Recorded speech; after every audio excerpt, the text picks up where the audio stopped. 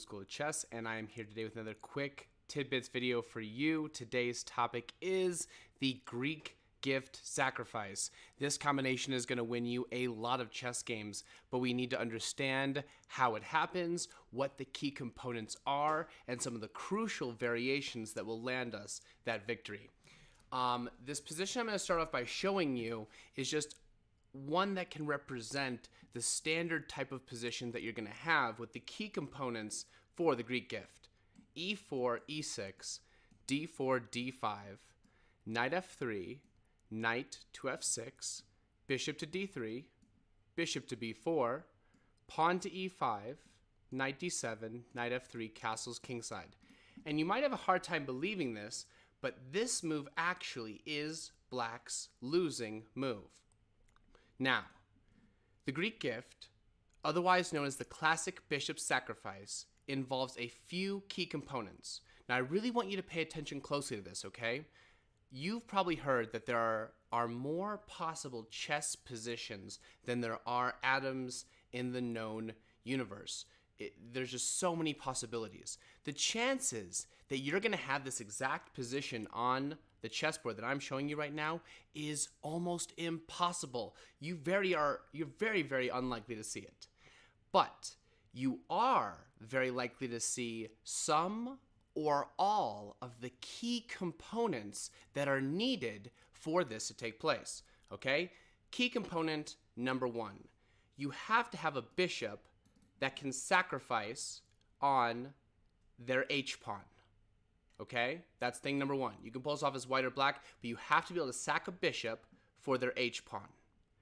After you sack the bishop, you basically need to be able to follow it up with this knight coming in, followed quickly by this queen in one way or another. There are some exceptions to this. I have seen some times where a queen will go in and sometimes accompanied by a rook in rare instances, but usually accompanied by a knight, okay?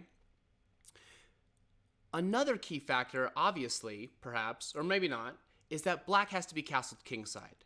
You're never ever going to see this happen when black is castled queenside, okay? And the final thing, this is perhaps the most under-noticed key component in this position. And it's these two little pawns here on e5 and e6. As a master, I think that this term is called a bottleneck position. It's kind of hard to describe, but let me try anyway. Basically, with the pawns locked on e5 and e6, it cuts off Black's ability to connect the pieces on the queen side with the pieces on the king side. And you'll notice if you divide the board perfectly in half right now and say this is the queen side of the board and this is the king side of the board, then you can see that the vast majority, pretty much all of Black's pieces are on the queen side, where there's just this rook on the king side. So by cutting off Black's ability to connect the sixth rank, Black is unable to transfer pieces over to help the king fast enough. Another key component of this is the following: the control over the f6 square. Without this pawn on e5, this knight would all too happily go to f6 and defend h7 and probably even attack our queen on h5. So this is one of the other key components. Again, 4 key components. 1, your opponent must be castled kingside. 2, you have to be able to sack for their h-pawn. 3, you have to be able to follow it up with a queen and a knight, sometimes a queen and a rook, always a queen, usually a knight. And 4, you gotta have this bottleneck position almost always with the e5 and the e6 cutting off Black's queen side and the king side. Again, is it possible that you can find this without all key components being present? Yes. However, the more you see these key components in a position, the more it should trigger your pattern to be like, oh my gosh, I think that there's enough here to make a classic bishop sacrifice. Boom, you find a winning combo. Now let's actually take a look at the variants. Bishop takes h7 check. We're not even going to really analyze too much if black doesn't take it, but I'll just tell you right now. If black is like, oh my gosh, this is terrifying, and plays king h8, we're basically just going to play moves like knight to g5, followed quickly by queen h5. Even if they try to play g6, stopping that, probably h4 and h5. This is just going to open up the rook to the king. This is going to be a big, big mess. It's really going to be ugly here, okay? King takes bishop is the main variant that we care about here, and from here there are 4 variations after knight to g5 check. There's king g8, king h8, king g6, and king h6, okay? So there is going to be a part of memorization that just kind of needs to happen here. The easiest variation to calculate is king h8. Remember, just like our tactics, what do we look for? Checks, captures, and threats, but mostly checks. Queen h5 check. The only move is king g8, and queen h7 finishes off the checkmate. Variation number 2 is king to g8. This is probably the most logical of all of the variations, hiding back away with the pawn shield, not on the open lineup. But here, queen h5 anyway, threatening checkmate in one move. In fact, this position is so bad that it's actually in black's best interest to sack the queen for this knight right now to stop what's about to happen. But here's black's maybe best try if they're willing to risk getting checkmated to not lose the queen. Rook e8, trying to get the king an escape square. Now, black's hoping for check, here, forced, check, and here.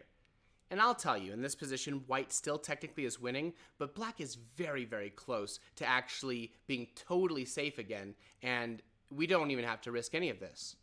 Instead, we can throw in the first move, queen takes f7 check. Notice how that rook stopped guarding there. Only move, check, only move, check, only move, check, only move. It's all the same, but without the f7 pawn, this is checkmate. You don't have to fight him anymore. You don't have to worry about him getting back in the game. It's just over, okay? Third variation. The third variation is also extremely easy, king h6. Remember, you've got to be aware of your long-range pieces and those lineups in all of your chess games. You should all hopefully instantly notice before, or at least now, that this bishop is lined up with that king, and anywhere that knight moves gives a discovery to the black king. Knight takes e6 or f7, check. And black now has to get out of the check of the bishop, and there is no time to save the queen. Perhaps the most challenging variation to all of these is king to g6. Here, we have to be careful. A lot of players here will falter. They won't be quite sure. They'll play moves like queen to d3 check, and after pawn to f5, en passant check, king takes. A lot of players here I've seen get frustrated. They're not sure how to finish the attack. They just want to cash in for something. They're going to play knight h7 check, king e7, and knight takes, and queen takes. And I'll tell you the sad truth right now, black is completely fine in this position. Completely fine, okay? This would be a huge, huge mistake. To be perfectly honest with you, actually the move queen g4 in this position, threatening a bunch of discovery checks by the knight, and even after f5, queen g3, black is in a very, very rough situation. But this still is not the fastest line and the easiest line to remember. The easiest line to remember is the simple pawn h4.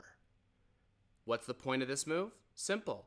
We're threatening to play h5 check. What are black's options after h5 check? There's only two.